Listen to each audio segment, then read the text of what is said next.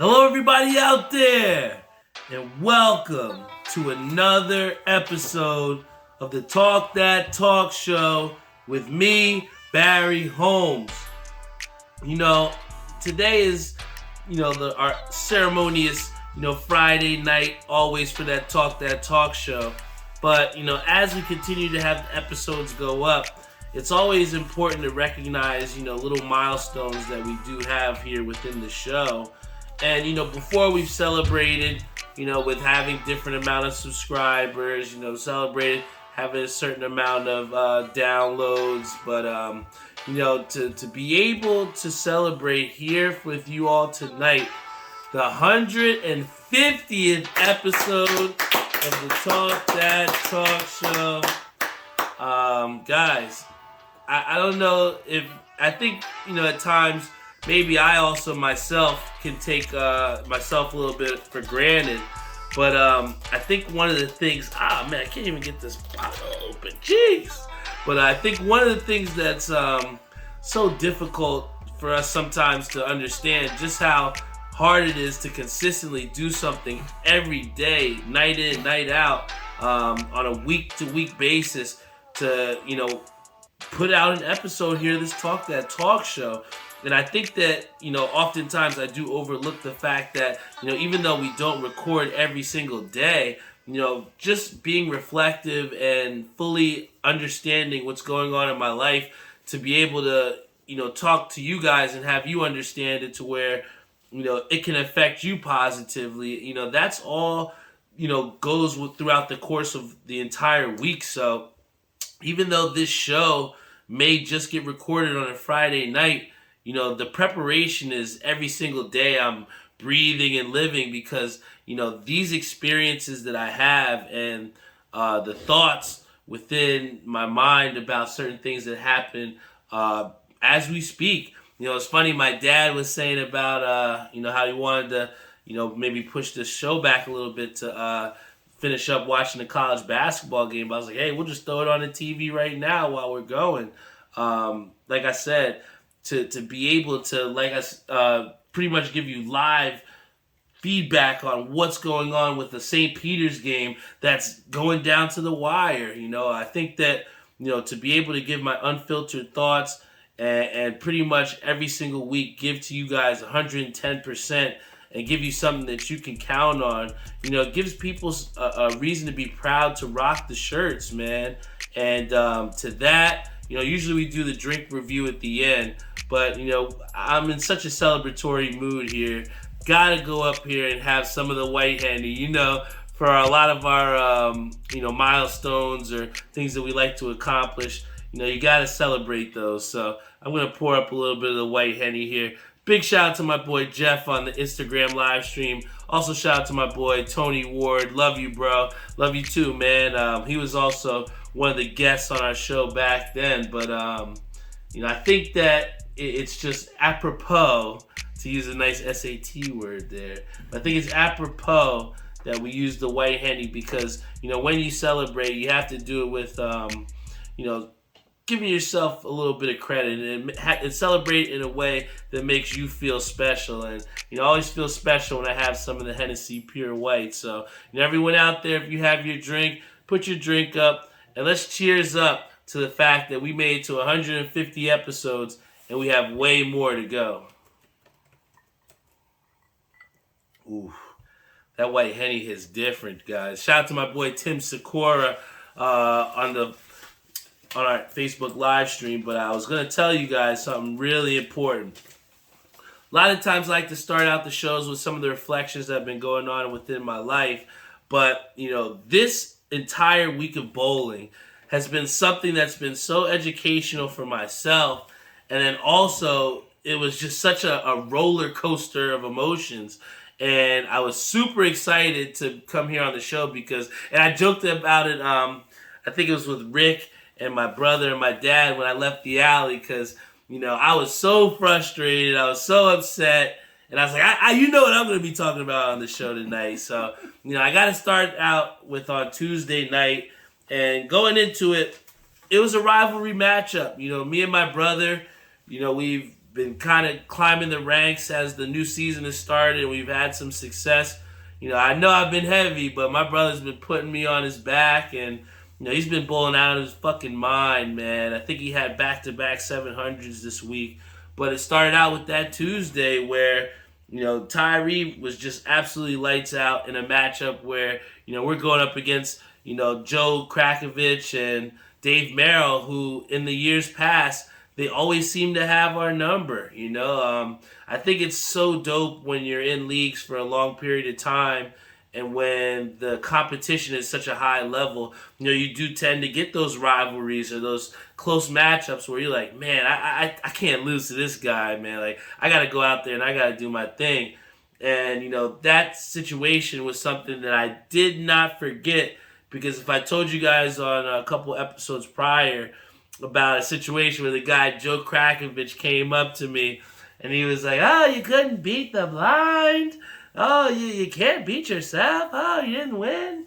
And I remembered that. I put that in my mind because I was like, the next time I bowl this guy, we want to blow the doors off him, And to start, my brother, he just couldn't miss, man. And he really set the tone that, we came to play.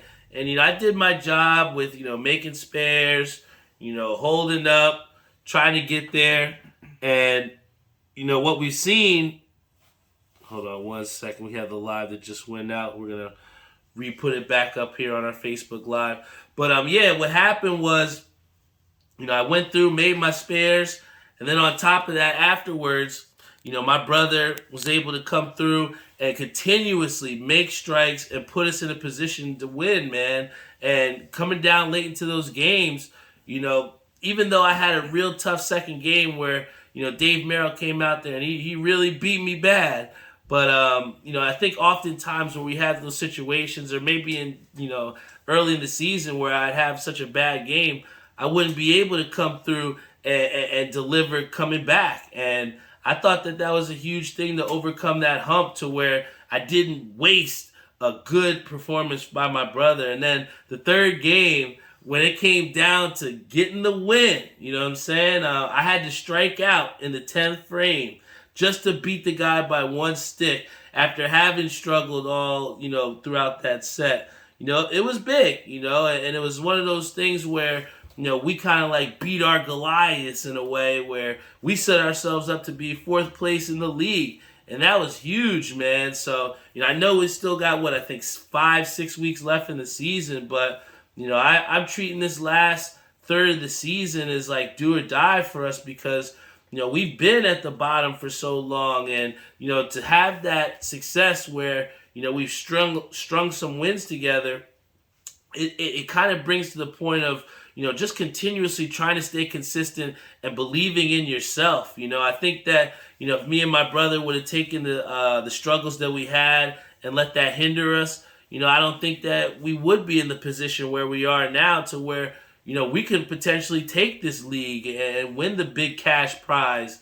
So, I think that it was so important to take those guys out. We always say you don't want to beat up on cream puffs, but there's no cream puff about where Tyree beats a guy who was on the professional tour, was on TV, and he beats him scratch. This guy was super frustrated, man. So, to see him that frustrated and for us to be on top and take 18 out of 20, that set the tone for the week. And then to come into the next night where, again, on Wednesday night, we were struggling. We were at the bottom of half of the league. And, we had hit those crossroads where what are we going to do to turn our season around? And we've strung some wins together. And everybody has had their own part in us going up and in us, trying to get back into the top 5 to get some, cash prizes, man. And, I said before about how Cecil, he had done his thing to make us get, a win before with getting some strikes late. And then to see, myself be in a position where, our team was struggling a little bit, and then I come out and I shoulder the load. Last night, was the MVP was my pops there, where, all season he's been trying to get, to that point where he's comfortable again. And, Wednesday night, he said he lived for these situations where, it's do or die, clutch. If you don't strike, you lose. And he came out there and he sung 2 big ones to help us win by, I think, like less than 10 sticks. And, for us to take 7 out of 9 in there where, we could have easily walked out with just 2 points and losing both games in Wood. That was huge for us as a team to see that, we can go forward. We can push and we can continue to fight even though we haven't had the success that we had. And we have my boy Tim Sikora who says Captain Clutch. We might have to have him put that on one of his jerseys soon. But, then to come to Thursday night. And this is where, like I said, we were going up. We won on Tuesday, won on Wednesday, and I'm coming to my Thursday night league, and I saw something different. I saw a guy on my team who decided he wanted to be down there. He wanted to be in a anchor position. And if you don't know about bowling, that's almost like your cleanup hitter in baseball. You want your best guy down there because when all the chips are on the line, this is the last guy to save your shit, And I seen my teammate, and that's not his particular spot, but he's like, yo, I want the challenge.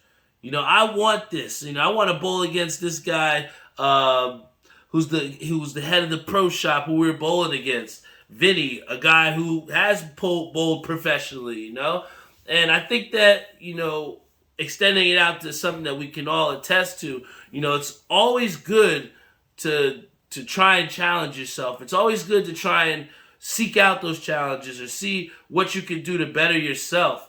And I have to say, it was a little bit difficult because what he saw is he might have bit off a little bit more than he could chew.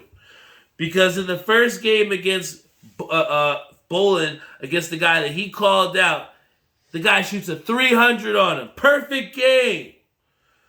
Now, you want to talk about you don't strike, you lose. How do you beat a 300, right? Guy shoots 300 on him. And all of a sudden, when we're going into the second game, I got a headache. I feel so dizzy. I can't bowl. And it just seemed way too, what's the word I can say? Obvious. Convenient, obvious that this guy, he got his heart taken in the first game. And, from us as a standpoint, it was tough to see somebody that you wear the same jersey as. You're somebody that you're depending on to get you out, where we're putting the same amount of money in every single week to have somebody like that on our team that quit on us. I always joke with my dad. I said to my brother, you'd have to take me out on a stretcher. If I'm bowling DIY, you got to take me. I have to be on my deathbed before I'm not going to bowl in something that I've been lined up for. And, for him I understand you might have had a little headache, but, to be laughing, joking with other people, still moving about pretty fine, but you can't bowl. That shit just didn't sit well with me. And, he wound up leaving, didn't even stay for the match. And it just really rubbed me a wrong way. And I kind of feel like in a way where this guy we were on the fence as far as if we're going to bring him back. It kind of sealed his fate where, you don't want somebody, and this goes for even beyond this, you don't want somebody on your team or somebody, if you're investing in things, you don't want somebody that you can't believe in, that you can't depend on, that you can't help to, pull out of the rut with, And I never in all my years of competition seen something like that where somebody gave up on us. And it kind of like lit a fire under us. And we joked about how you can't win a game when you can't win a key matchup like that when you're down a man. And I think that that's the toughest thing to try and understand and to try and figure out in the midst of the moment. So, we all dug together and we were able to steal a last game out of that set where we won being down a man because this guy quit on us. And that kind of said something to me, to where even the guy that I was bowling against, he shot 279 against me. I could have easily quit. I could have been like, man, this guy kicked my ass, man. I don't want to bowl anymore. But I came out the next game and I beat him 234 to 214. Guys, we're always going to be in positions of adversity. You're always going to be in a position to where you feel like you are undervalued, underrated, and that you're in a position to win and nobody else believes that you can do it. That's why this whole week of up and down bowling, I wanted to explain to you guys what happened because, ultimately it all culminates to the main theme of whatever's going on, whether it be what you've done in the past, whether it be situations that you're struggling with presently, whether it's setting up for future things where people show you who they really are and you got to set things up in the for the future. No matter what, all those things culminating together, you still have to find a way to dig deep within yourself and pull out a dub, man. Pull it out. Even though we got smacked, they absolutely whomped us, we still came out, dug, and fight together and got a win so that we didn't get swept. And that was a character win. We might have got smacked, but that pretty much showed to us that, no matter what, even when we have people that fucking quit on us, we'll never quit on ourselves, man. And I was so upset leaving, man. And, it kind of just lit this fire underneath me, man, to where I feel like, I was at the absolute low. The guy shot 279 on me. Had a teammate quit on me. I shot a 160 something on some bullshit. But then I came back and put out one of my best performance of the week. So guys, the situations of disparity, the situations of adversity, those are what shape and mold us to make gold out of, cheap metal, right? That's what this is all about. Digging deep within yourself and finding a way to get it done, man. And I think that all kind of leads up to, overall theme also of kind of sticking true to your core values. And I think someone that everybody has seemed to have an opinion on, we've had people that have challenged his heart based off of the decisions that he's made. But, we got to give it up for Kyrie Irving, who is now going to be back to play in home games because the NYC vaccine mandate or very soon, if not now, will be lifted so that athletes can play in home games. Whether this has to do with baseball being back, I don't know. Whether that has to be with their unvaccinated players, who knows? But all we know is that Kyrie Irving will be back to play for the Brooklyn Nets in home games. And I know the first thing people have to ask is, does this still make them number one contenders in the East? And as I drink the white Henny, I have to say that I do think that it kind of puts them up there with Milwaukee, but I still just don't know what it is that Nets team is just lacking. I don't believe in Miami. I know my man, Mr. Mo, he's going to have something to say about Boston. I like Boston. I do. I think that they have the youth and the speed to keep up with Brooklyn. But when it's all said and done, it doesn't come down to what your potential is. It is what you do and what you put out there. And I think that the overall wild card to this Brooklyn Nets experiment gone wrong without James Harden now, to where you have a Ben Simmons, I think Ben Simmons has to come back for Brooklyn alongside a Kyrie Irving and alongside a healthy Kevin Durant. And I think that will easily make that team better than the Sixers, better than the Heat, better than the Celtics. But everything about that is contingent on can Ben Simmons play basketball. That's the biggest overarching thing here. Can he play basketball at a high level for the Brooklyn Nets? And if he can do that, I do think that this lifted vaccine mandate will help the Brooklyn Nets with having Kyrie Irving full time, man. But, another thing that kind of culminates with that too is the fact that where you have people that are coming back to the team, you also have people that are leaving the team. And I'm sad to see him go. I'm sad to say goodbye to Tyreek Hill.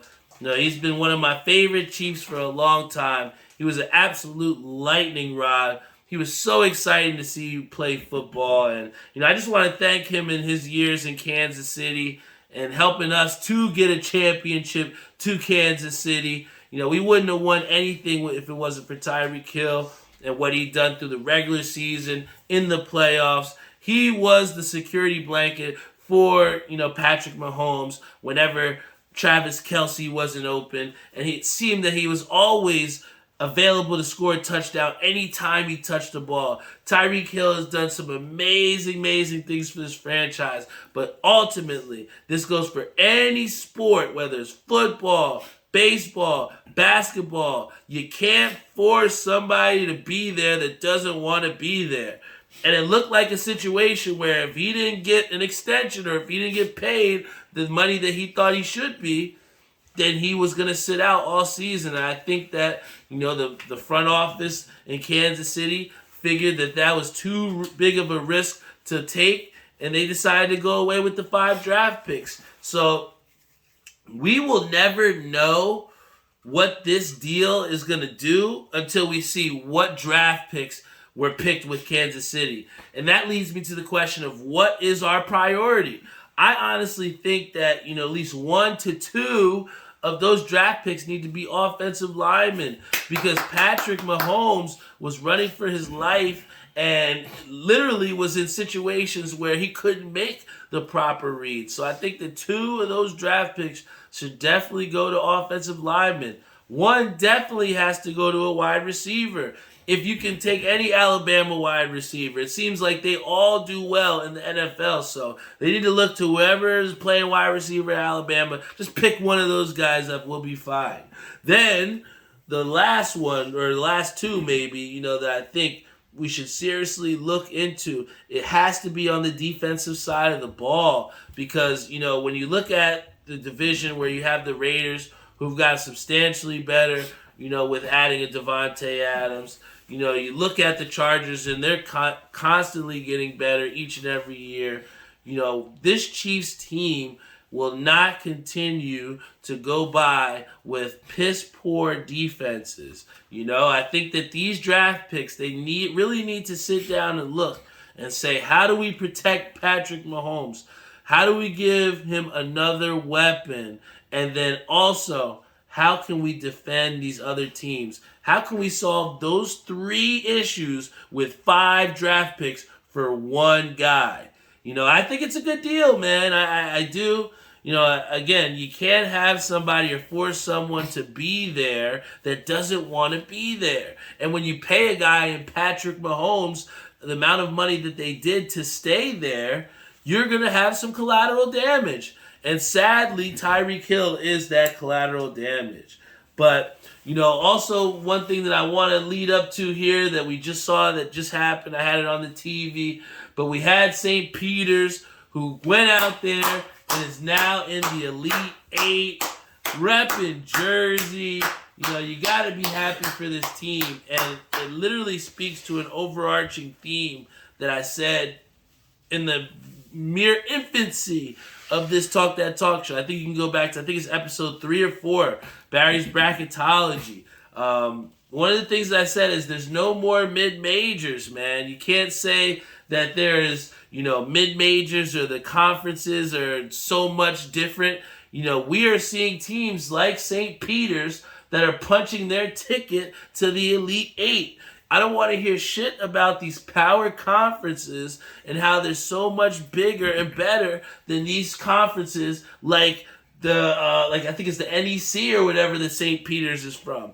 They came out there. They don't care who is in front of them, and they got 3 tournament wins now. You look at Kentucky, and they got ousted out. So it is very hard to win tournament games, let alone keep knocking and slaying down different Goliaths, man. And, I think that as we point to this, as far as the differences in power conferences, one of the things that continues to be elusive is representative seeding in this NCAA tournament. And one thing, and this is one gripe that I have, is that we got to talk about Gonzaga. How many times are we going to continue to put them as a number 1 seed? How many times are we going to continue to give the West Coast Conference this big, prestige and give them when they have not produced the success of a number one seed in how long? I don't think they've even won the tournament. And yet we continue to praise them. We continue to rob other teams that should be deserving of a number one seed. We need to stop putting so much stock in the West Coast Conference because Gonzaga's not that good. I know they made it to the national championship last year. Did they win it? Was that the first time they made it there? Guys, Gonzaga is not that good. And we need to stop giving them number one seeds. I'm tired of it. But one thing I'm not tired of is these fitted hats, guys.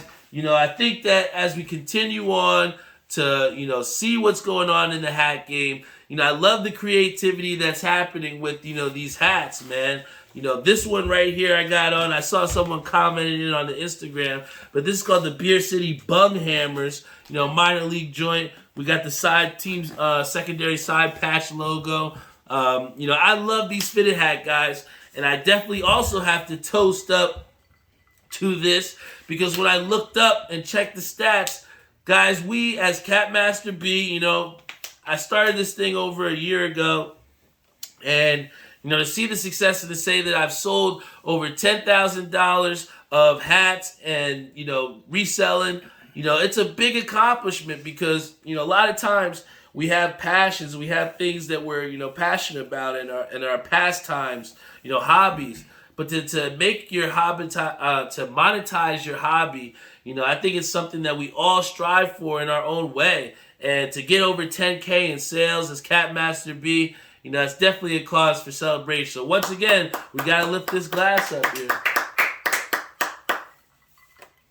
This episode 150 is a culmination, guys, of consistent progress in the right direction, man. And, I think that part of the reason that why CapmasterB has been so successful and why Talk That Talk Show is so successful is because the core business values are synonymous, right? We're intertwining them to where, when you're putting out consistent product every single time, people know every time they reach out to CapmasterB, they're going to get the hat that they want. You know that every time on a Friday night when you look live, you're going to get another episode of Talk That Talk Show on Facebook, on Instagram, on YouTube, on Spotify, on Google Podcasts. You can always look forward to this show. And I'm going to continue to push forth this effort. And I'm going to continue to push forth and just, be the person that I know that I'm supposed to be, man. And that comes through, having success and through seeing that the fruits of your labor are accessible. You just have to appreciate the process, man. And, I've enjoyed every single one of these 150 episodes.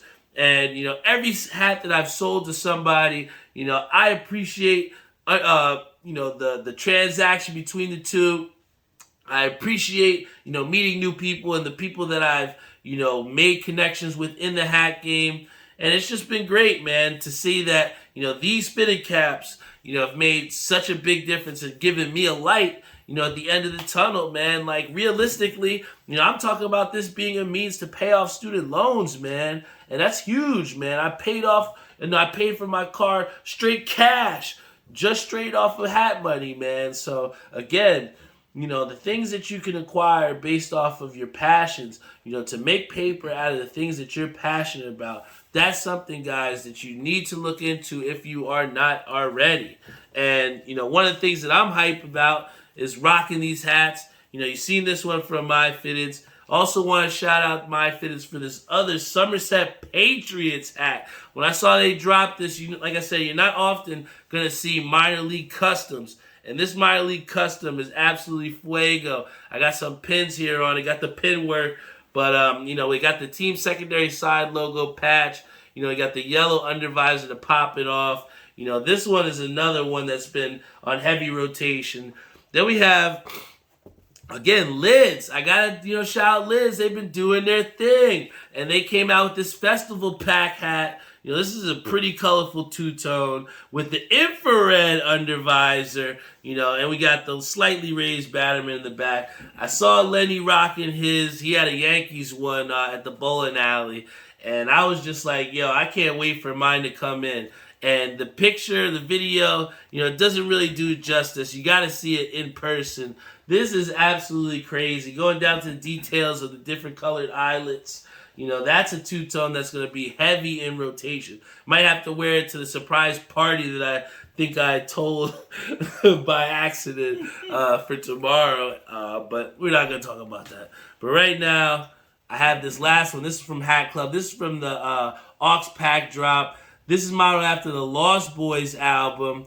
If you don't know who that is, please use Spotify. But this is the Shea Stadium patch on the side. This one is absolutely fire.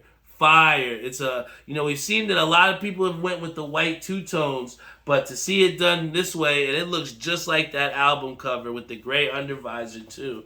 Those were the hat pickups that I got. And they had to be Mets hats, so I'm just constantly out here looking for the toughest fitteds, the ones that I can add to the arsenal. And I promise you, hopefully by, sometime soon, I'll be able to wear a different hat every day of the year, man. But again, I'm rocking this jersey because lastly, I want to talk about the importance of being able to step back. For 4 weeks or however long it's been, me, CJ's pops, Jihad, all those guys on DIY, they have shouldered the load. We have shouldered the load to where now we are third place in that division and going into the playoffs. But in a team, you're not always going to have your number called, right? And, I was so hyped to, be at this match at Majestic and hopefully get in there. And pretty much, we decided as a team we were going to give that match to people that haven't necessarily gotten a chance to, have the team on their back. And as much as I'd like to be out there, it is so important in team sports to be able to step back, or even in an office or whatever atmosphere, whatever team-based atmosphere. If you're a leader or if you're someone that has been putting in that work, it's also important to be able to step back for people within your team to step up. We got my boy Gaven Coast, who's coming to step up in a situation to bowl for us where he hasn't necessarily bowled in the last couple matches, but he's continued to show out. He's continued to show up and be there even though his number wasn't called, and now his number has been called, and that's why I am happy to step back and let someone like a Gaven step up and do what I know he can do. To have a team that you can step back and depend on those guys to step up to go out there and get you a win where you're fighting for your playoff life. We only have about 5 matches left. So, I'm just so excited to still be there. And I do want to talk about that as well, too, because, at these UBA tour stops, you see a lot of teams that don't have anybody travel to see them. You see these teams that are just with the guys that are bowling. And those seem to be the ones that are losing the most. When you have a turnout, when you have people that are there to show out for your teammates, when you have a belief system within each other to show up even when you're not in the lineup, that is what makes a true team. And I'm so excited to see, the new guys or these guys that haven't necessarily gotten the chance to be in pressure-packed situations of winner take all or go home. I'm excited to see those people step up and to see what our team is really made of, because you're only as strong as your weakest link. And right now we're in third with very high expectations. And, I think that a lot of people are shocked that we're there. But now it's time to do something with it. And it starts with the guys that haven't gotten necessarily a chance to do it too. So as much work as we put in, you got to be able to step back too. And that's how I'm going to end this, guys. This is the Talk That Talk show. Every single week, you're going to come on a Friday and give you guys a high-quality episode of my unfiltered thoughts and the things that are going on in my life, man. And I just appreciate every single one of you for rocking out with me, whether you started from episode 1 to whether you're just tuning in for the first time. I appreciate all support. I appreciate everybody that, tunes in. I appreciate my pops who comes out here and tries to put together the set for me each week. I appreciate everybody that continues to message me and give me different ideas and topics to talk about. And I appreciate everyone that wears a t-shirt, wears a Talk That Talk Show shirt, tells people about the podcast. I appreciate every single one of you, man, because, I wouldn't be here at 150 episodes if it wasn't for every single one of you. I wouldn't have the confidence. I talked to somebody yesterday who said, what's your podcast all about? I see that, at least you're so confident to be able to do it. And people don't know, I was so scared for years to start one. There was nervousness within me to see what I could potentially do.